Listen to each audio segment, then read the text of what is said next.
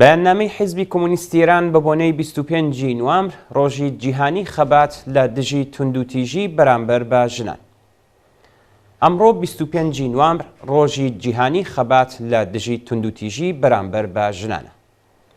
ئەم دیاردە دڵتەزێنە یەکێکە لە بە ئازارترین شێوازە باوەکانی سەردەمی کۆن کە نیزامی سەرمایەداری سەدەی 21 هۆکاری مانەوەیەتی و تا ئێستاش لەسەر شانی مرۆڤایەتی قورسایی دەکات.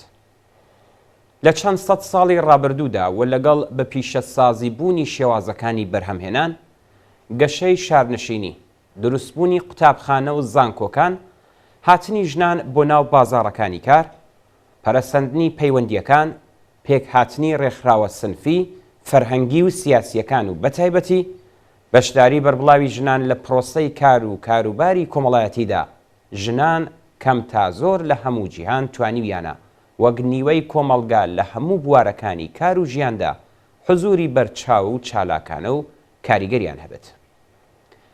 ژنان لە هەموو بوارەکاندا بە شێوەیەک بەرەو پێشچوون و بوونەتە خاوەن توانایی و هێزێکی داهێنەری ئەوتۆ کە لەو ماوە کورتەدا کە توانیویانە لە دەرەوەی چوارچێوەی ماڵدا کارکەن، بخوێن و چالاکی کۆمەڵایەتی، فەرهەنگی، هونەری و ئابووری ئەنجامدەن، ڕواڵەتی شار و کۆمەڵگایان ئینسانی تر و یەکسانتر کردووە. بەڵام هەر ئەم پێشکەوتنە ڕێژەیی و دەستەبەربوونی بەشێک لە مافە پێشێلکراوەکانی ژنان لە هیچ کۆمەڵگایەکدا بابەتێکی سەهل و ئاسان نەبووە، بەڵکو زۆربەی کاتەکان لەگەڵ خەبات و تێکۆشانی بەربڵاو و بەردەوام و بەرەوڕووبوونەوە لەگەڵ سەرکوت و توندوتیژیەکی لە ڕاددە بەدەر لەلایەن حکوومەتەکان و دام و دەستگا ئاینی و خەشە و ئاخوندەکان و هەروەها کولتور و کۆمەڵگەی پیا و سالاری و بیر و باوەڕی کۆنەپەرستانە بەرەوڕووبوونەتەوە و هەتا ئێستاش دەست و پەنجەی لەگەڵدا نەرم دەکەن.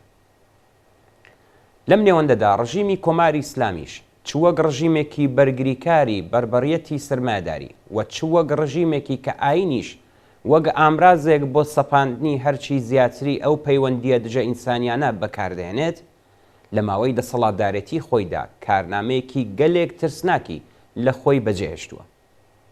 ئەم ڕژیمە بە کەڵک وەرگرتن لە مەسحەب وەک ئامرازێکی ئیدیۆلۆژیک و پشتبەستن بە کولتوری دواکەوتوانەی پیاوسالاری، هەڵاواردن و نابەرابەری جەندەری و توندوتیژی بەرامبەر بە ژنانی کردووە بە دیاردەیەکی یاسایی و ئاسایی. ژنانی ئێران لە ماوەی 44 ساڵی ڕابردوودا هاوشانی چینی کرێکار زۆرترین ستەم و مەینەتی و نەهامەتیان لە دەست ڕژیمی کۆماری ئیسلامی بەرکەوتووە.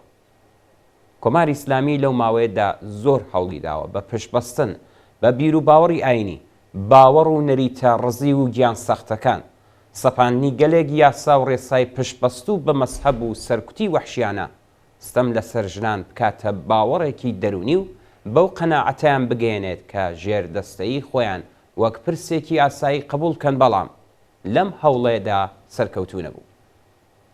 هەر هەوڵێکی سەرکوتگەرانە و سوکاتیکردن بە بەرامبەر بە ژنان گڕکانی ڕق و بێزاری ئەوانی بڵێسەدارتر کردووە.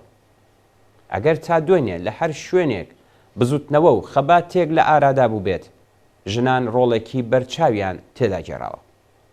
ئەمڕۆ لە شۆڕشی ژن ژیان ئازادیدا ژنانی ئازادی خواز زنجیری کۆیلایەتیان پچڕاندووە و کۆڵەکەکانی دەسەڵاتی ڕژیمی ئیسلامیان خستۆتە لەرزی. چاونەترسی و خۆڕاگری بۆتە دیاردەیەکی کۆمەڵایەتی و سەرکوت و ترس و تۆقاندن کاریگەریان نەماوە. ئەگەرچی ئەم جێگە و پێگەیە بە ئاسانی بەدەست نەهاتووە و لە ماوەی کەمتر لە 1 ساڵدا خوێنی سەدان ژن و پیاوی گەنجی لە پێناودا ڕژاوە، بەڵام دەستکەوتەکانی گەیشتووەتە ئاستێک کە چیتر پاشەکشەی پێ ناکرێت. دام و دەستگا ئاینیەکان و ژمارەی زۆری ئەو مەلاو ئاخوندانەی کە لەگەڵ پرسی یەکسانی و دادپەروەریدا ناتەبان و دژمنایەتیەکی لە ئاشتی نەهاتوویان هەیە، بەردەوام خەریکی هاندانی پیاوان بۆ توندوتیژی لە دژی ژنانن. زیندان و ئەشکەنجە و ترۆر، ژەهراویکردنی کچانی خوێندکار و ئەو یاسا دزێ و کۆنەپەرستانەی کە هەر ڕۆژە و تەرح و پلانێکی نێ لە دژی ژنان دەخەنە دەستوری کارەوە، تەواوی ئەم پلان و ڕێوشوێنانە لە بەرامبەر بزوتنەوەی بەرین و کۆمەڵایەتی ژناندا بە چۆکدا هاتووە و تووشی داماوی و سەر لێ شێوایی بوون. ئەم داماوی و سەر لە شێواویە لە گوتار و کردەوەکانی ڕژیم و دار و دەستەکەیدا بە ئاشکرا دەردەکەوێت. سەرەڕای هەموو ئەمانەش هێشتا تا گەیشتن بە ڕزگاری یەکجاری پێویستمان بە هەڵگرتنی هەنگاوی گەورەتر هەیە.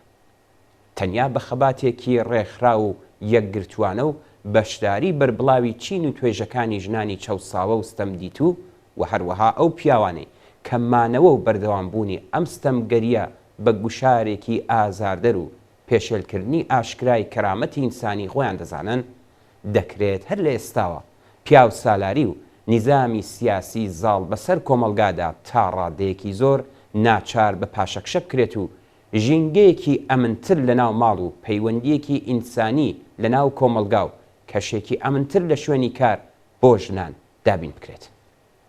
بەڵام بێگومان کۆمەلگەی مرۆڤایەتی سەرنجام تەنیا بە ڕزگاربوون لە کۆتوبەندی سیستمی سەرمایه‌داری و دامەزراندنی نظامێکی سۆسیالیستی دەتوانێت ئەم نەنگە لە داوێنی خۆی بسرێتەوە. بژی شۆڕش مەرگ و نەمان بۆ کۆماری ئیسلامی، بژی سۆسیالیسم. حیزبی کۆمۆنیستی ئێران 23 نوامبری 2023 زاین.